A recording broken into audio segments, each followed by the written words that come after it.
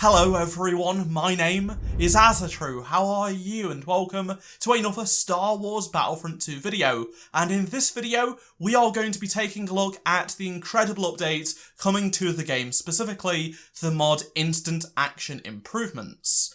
From AHSOKA being a new hero, to new skins, brand new reinforcements such as the MAGNAGUARD, and new offline game modes. This community transmission will change Battlefront 2 on the PC forever, so let's get into the contents of this community transmission for the Heroes vs Villains update. Just a quick heads up, and to answer a question I know a lot of you will be asking, the update does not have a release date as of yet. There is also no time frame, so don't hound anyone who is working on this mod for the release date. It will release when it is ready to be released in their own time. Please send positive messages and not spam about when will it release. Patience is key. Also, a bunch of the mod gameplay in this video is from the current publicly released version of Instant Action Improvements, which you can download already. So in the style of DICE's community transmissions for updates, Cade has published a detailed post on the Heroes vs Villains update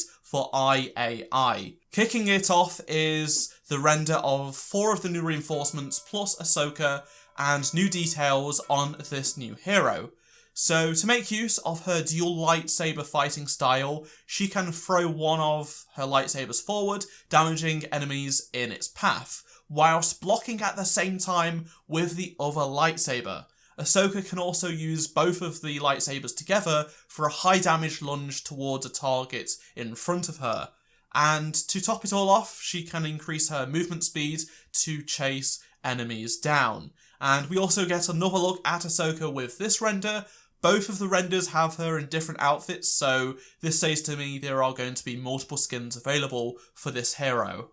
Next up are the 6 reinforcements. Now, the Honor Guard and Republic Gunner are already part of the mod. You will actually be seeing gameplay of them on screen right now. These are for the Republic and the Rebellion, so you can use these right now. But there will be 4 brand new reinforcements, which I will start detailing right now. So we have the unique combat MAGNAGUARD, which is shown here in this picture. It has an electro staff as its primary weapon, and whilst damaging opponents, the MAGNAGUARD will charge up a power cell that can be used in various scenarios. Every time you use one of its abilities, the power cell drains until it needs to deal more damage to enemies before activating any abilities again. If you have enough power stored, the MAGNAGUARD can boost its strength, increasing its electro staff damage from 120 to 150 points, and you have to be quick because the boost only lasts for 12 seconds. You can also convert its power into a shield, so it grants the MAGNAGUARD 150 shield, and this shield will start depleting after 12 seconds, so make sure you use it wisely. But this ability can actually be stacked multiple times if you have enough power charged up. And then during a losing battle, the MAGNAGUARD can repair itself using power for 100 health points. Repair can also be activated multiple times quickly to get back into the fight as soon as possible. The cell has a cap of 600 damage that can be stored at once, and each ability will cost 200 damage, so you'll get 3 uses out of a maximum cap.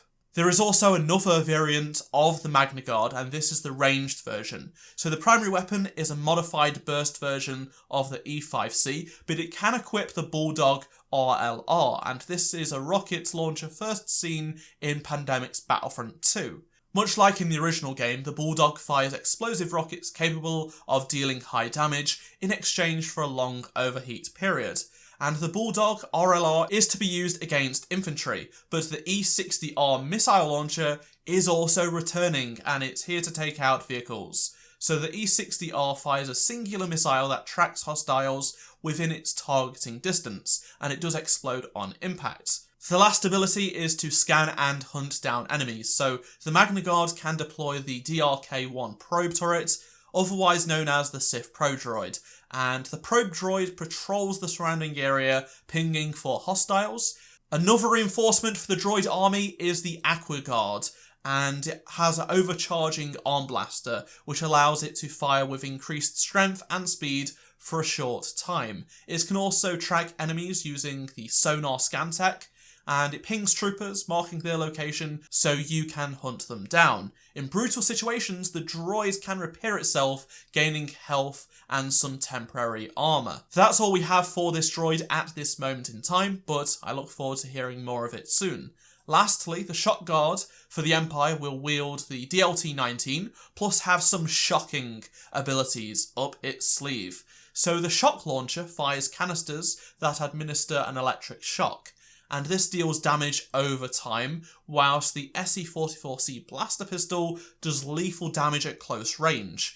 It has a 5-round burst, and I can't wait to see that in action. Now, the big deal about these reinforcements and AHSOKA is that they don't replace any of the other characters that we have in-game. For example, most AHSOKA mods replace Rey, meaning you can't use Rey, and other clone units replace the Clone Commando or the ARC Trooper, when you might not want that to happen. But with this mod, it does not replace any of them, it just adds them as if they were brand new content coming from DICE. Moving on to appearances, and Obi-Wan is getting his Mandalorian disguise, which you can see here in this render.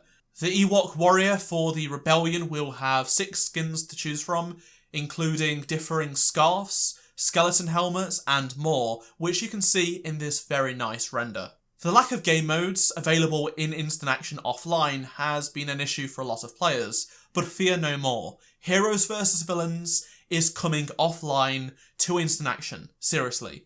So maps such as Administrator's Palace, Death Star 2, Geonosis, Yavin 4 and more have been confirmed. There will also be customization. You will have full control as to who will spawn in on the map for both the heroes and villains.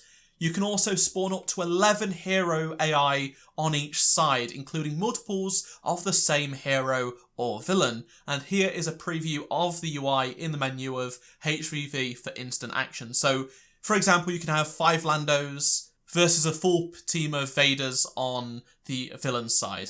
It's going to be epic.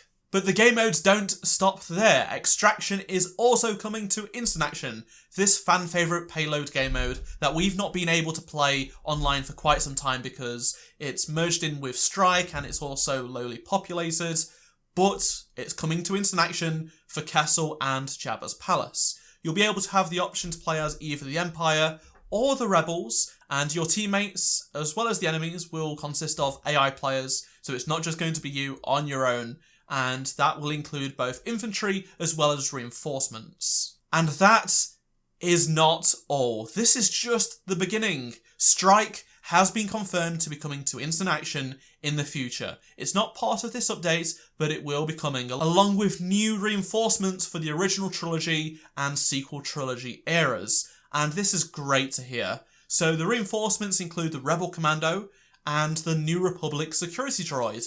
Here is a sneak peek of the Rebel Commando in action on Scarif, and as you can see it has the E3 and the homing shot blaster in hand.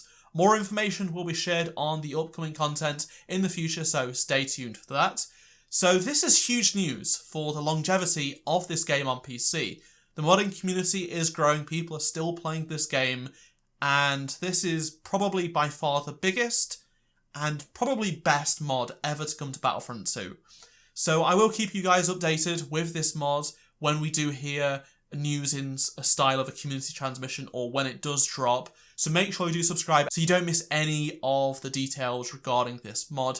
And I'd love to hear your opinions, so make sure you do share them down in the comment section below. Which part of the mod are you most excited for? Is it the new reinforcements? Is it AHSOKA? Is it offline game modes? Because so many people have been asking for Extraction and Heroes vs Villains offline.